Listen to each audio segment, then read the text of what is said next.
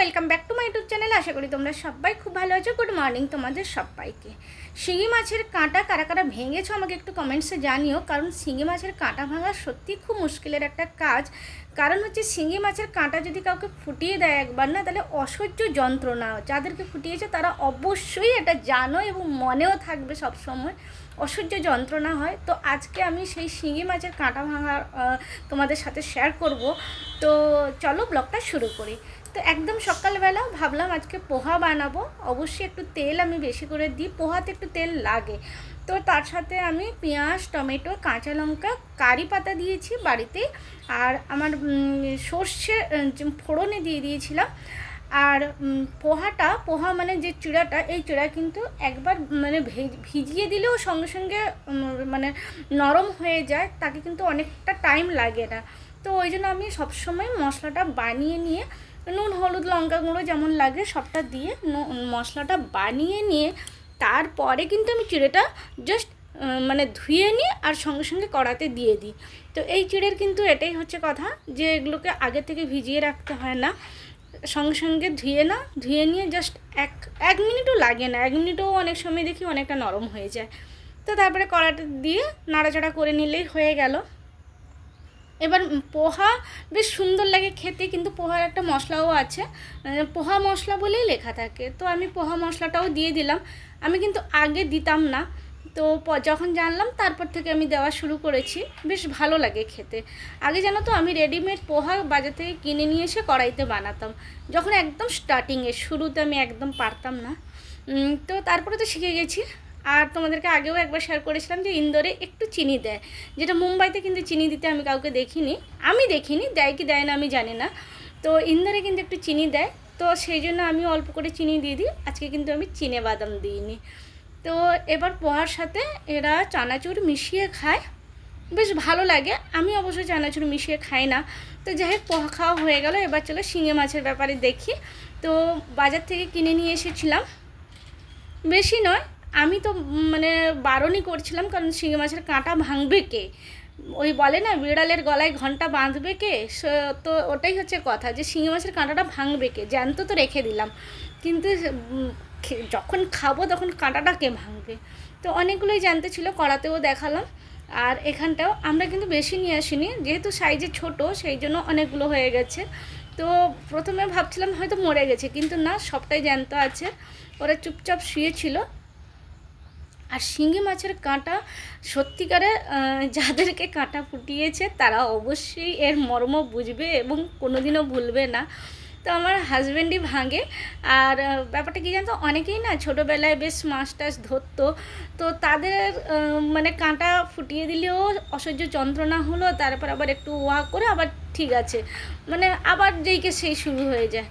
তো কিন্তু আমার তো ভীষণ ভয় লাগে। আমার হাতে একবার কাঁকড়া কামড়ে দিয়েছিল, বড় কাঁকড়া, কিছুতেই ছাড়ছিল না, চামড়া নিয়ে উঠেছে। তো সেই থেকে তো আমি আরও ভয় পাই। আর আমি কোনো দিনও শিঙি মাছের কাঁটা ভাঙিনি, কোনো দিনও না।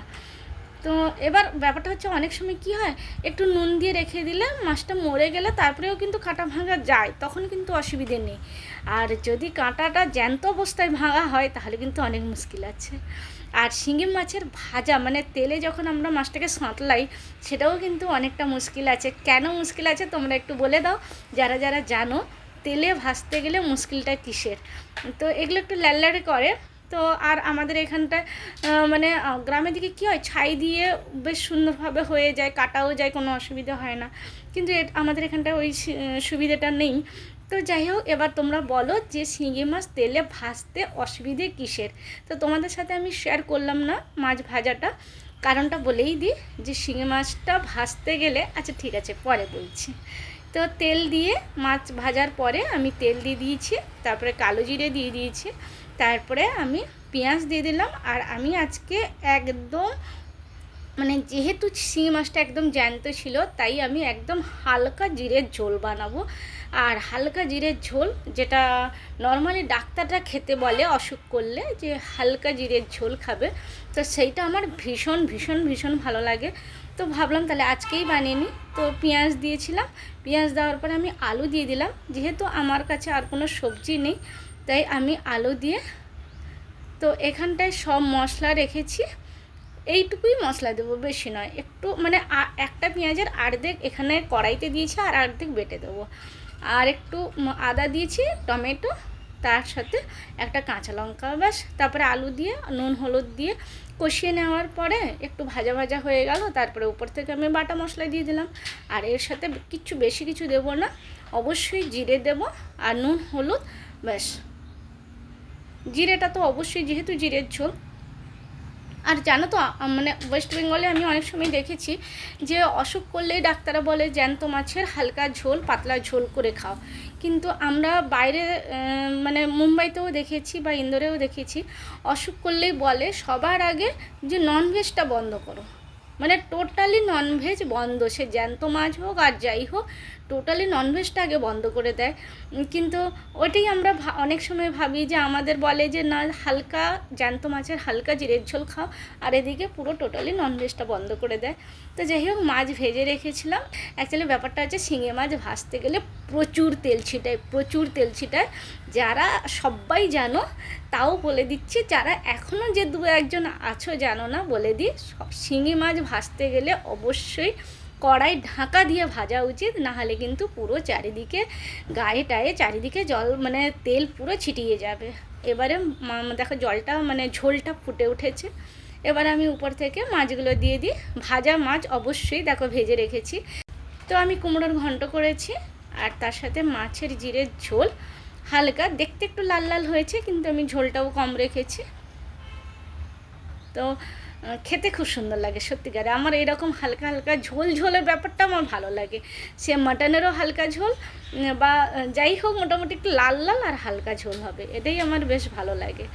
তো খেতে বসে গেলাম। এবার শিঙি মাছের কাঁটা থাকে, ট্যাংরা মাছের কাঁটা থাকে। ট্যাংরা মাছের কাঁটা ভাঙতে আমার কোনো অসুবিধা হয় না, ভয়ও করে না।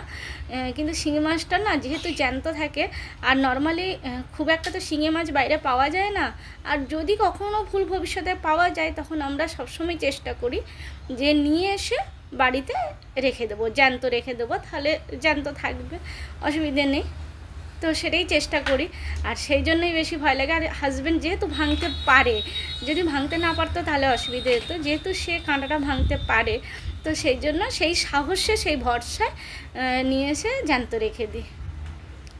তো একটা মাছ দেখো বেশ বড়ই ছিল, আর আমি কিন্তু একটা মাছ গোটাই রেখে দিয়েছি, যেটা একটু ছোট আছে, আর যেটা একটু বড় আছে সেটাকে 2 পিস করেছি, বেশি বড় করিনি। আর সন্ধ্যাবেলায় একটু হালুয়া, সুজির হালুয়া করেছিলাম। তো ব্যাস, সুজির হালুয়া দিয়ে সন্ধ্যাবেলা জমজমার সন্ধে। তো বন্ধুরা, কেমন লাগলো বলো আমার আজকে শিঙি মাছের একদম মানে কাঁটা ভাঙাতে থেকে শুরু করে ঝোল পুরোটাই তোমাদের সাথে শেয়ার করলাম। আর অবশ্যই পোহা তো আছে, পোহা আমি অন্য কোনো সময় ভালো করেও শেয়ার করে দেবো। তো বন্ধুরা, কেমন লাগলো আমার আজকের এই ব্লগটি? যদি ভালো লাগে তাহলে লাইক কমেন্ট শেয়ার করে দিও। আবার আসবো নতুন একটি ব্লগ নিয়ে, ততক্ষণ তোমরা সবাই খুব খুব খুব ভালো থেকো, আর দেখতে থাকো অবশ্যই আমার ব্লগটি, আর লাইক কমেন্ট শেয়ার করে দিও। Tata, bye bye.